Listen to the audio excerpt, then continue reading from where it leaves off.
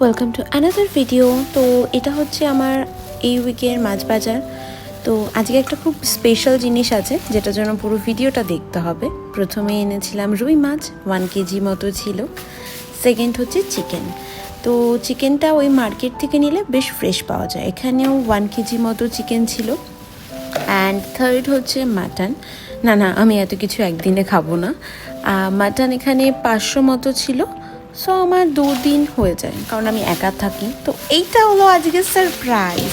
তো আজকে আমি মার্কেটে অনেক ভালো কাঁকড়া পেয়েছি, কিন্তু সব থেকে বড় বিষয়, আমি কাঁকড়াটা তাদেরকে কেটে দিতে বলেছি, কেটে দিয়ে আমি অন্য দোকানে গেছিলাম, যার ফলে তারা যে কাঁকড়া কাটেনি এটা আমি বাড়িতে আসার পর দেখছি।